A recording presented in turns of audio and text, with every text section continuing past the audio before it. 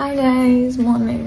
So I never do this, but today I just thought, why not? Basically, I started. South की 8 करोड़ की आबादी वाले लोग आज 2000 करोड़ कमा रहे हैं।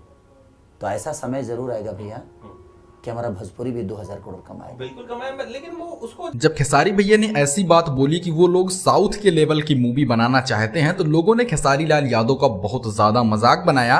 लेकिन दोस्तों आप यकीन मानिए, खेसारी ने जब ये बात बोली उससे लगभग 20 दिन बाद खेसारी लाल यादव की ऐसी मूवी का मोशन पोस्टर रिलीज होता है जिसको देखने के बाद पूरी की पूरी भोजपुरी इंडस्ट्री हिल जाती है।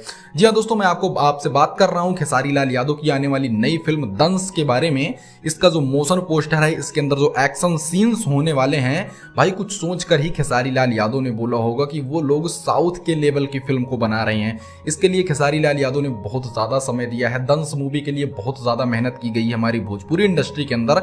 अब देखना ये दिलचस्प होगा दोस्तों कि ये साउथ के लेवल की हो पाती है नहीं। हमको कमेंट जरूर करके बताइए कि खेसारी लाल यादव की मेहनत आपको कैसी लग रही है इस फोटो के अंदर।